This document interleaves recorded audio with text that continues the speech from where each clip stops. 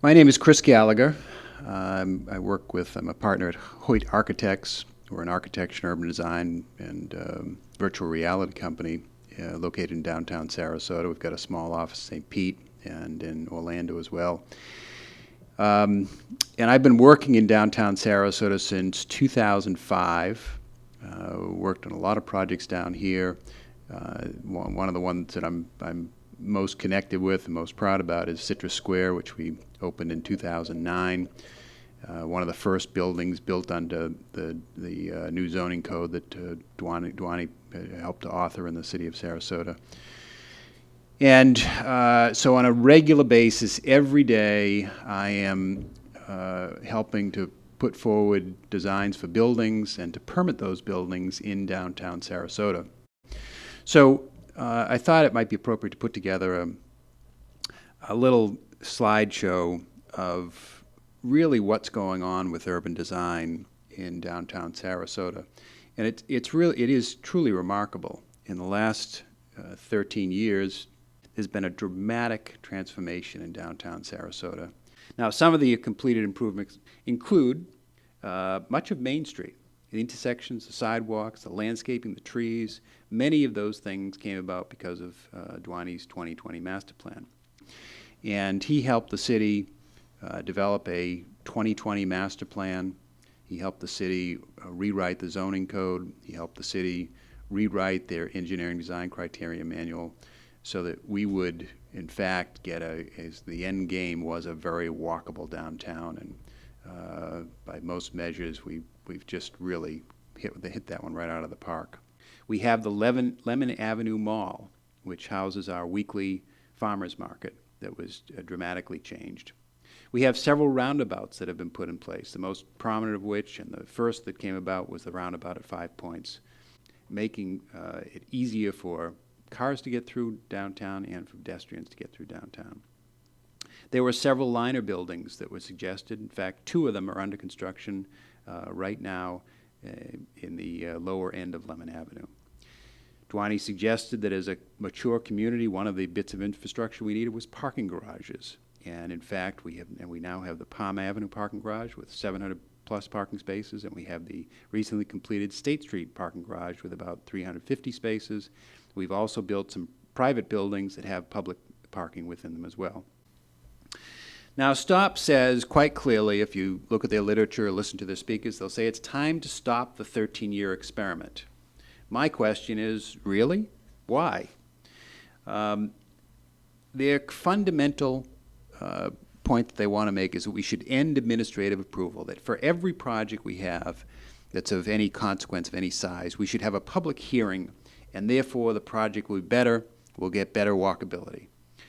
I, in fact, do not find that to be the case, and I'll cite several examples here to take you through projects that had public hearings and publics that did not, and I don't think I don't know how you could possibly make a case for the idea that public hearings lead to better buildings that lead to higher walkability. This is the Walgreens at the corner of 301 and Fruitville. This had a public hearing process. High walkability? I don't think so. Better quality building? I don't think so. Typical suburban setup, but again, went through a public hearing process. This is a small building at the corner of Main and Lemon. This had administrative review. Public was not involved in this thing. Again, you can see how consistent this is with the intent and purpose of the downtown code, again, providing that big connection between indoors and outdoors at the street level. Another building, public hearing process. These commercial portions of this project along Ringling Boulevard, again, this is what Dwani was cautioning against, putting the landscaping between the glass and the sidewalk. This is a suburban model of development. This is Citrus Square, which I've mentioned before. It's a project that I worked on. Again, you can see how connected the building is, the frontages, the door fronts with the sidewalk outside. Another building with a public process, the Broadway Promenade on the North Trail. Public hearing process. You can see the poor pedestrians walking up the auto ramp. Again, not really contributing to walkability in downtown. This is the recently completed Jewel on Main Street. Again, 18-story building, no public hearing process, administrative review, and the shops are just filling in there on the first floor. You see the way that the street is landscaped there. Great big sidewalks, all of that on both sides improved during the construction process. And again, Main Street here was part of Dwani's master plan, so that, again, both the right-of-way and the building come together to create a walkable environment. Another project on South Orange Avenue, the Kanaya. This is a taller building next to the Laurel Park neighborhood. Again, you see the landscaping there between the sidewalk and the building. Not a really highly walkable environment. And compare this to the One Palm and the Aloft Hotel on Ringling. Again, administrative process, and you can see the parked angled cars there. The landscaping, there happens to be an easement, a city easement running in front of this building, which pushed the building a little bit further back from the sidewalk. But again, highly walkable environment, 10-story building, administrative review, no public hearings. Now, one of the other ways to measure are we getting where we want to go is the nationally recognized walk score. This slide here gives the walk score numbers for several urban environments across the country. You'll see typically at the top of the list on these things is always New York, New York. Very high walkability. You can get just about anywhere. There's all kinds of activity at the sidewalk level. And then at the bottom of this list, you'll see the city of Sarasota. The city, as an average across the entire city, has a score of about 52. That's compared to 88 for New York, San Francisco, Boston, all in the 80s. Now, what's interesting is across the city we have a 52, but now let's go to the downtown area. You'll see the Main Street neighborhood has a 90, as high as all of those great cities in America.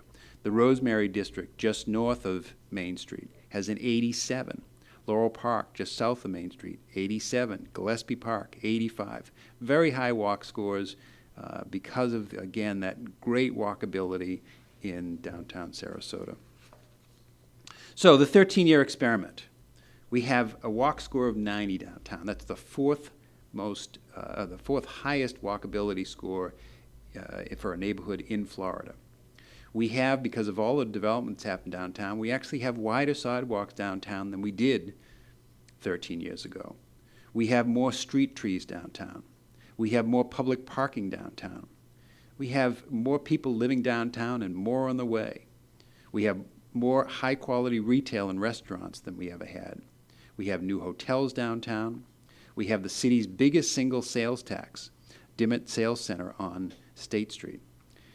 And I don't know what the number for the jump in real estate tax revenue must be, but I can imagine if someone could do a little bit of work here. It's a huge jump in tax base of revenue support for the city of Sarasota.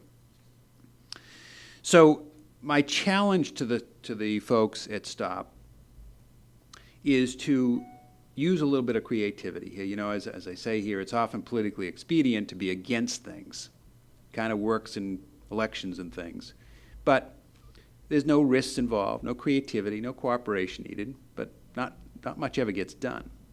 So the real question for the folks at STOP is, how would you put your civic leadership to work on the following real city problems?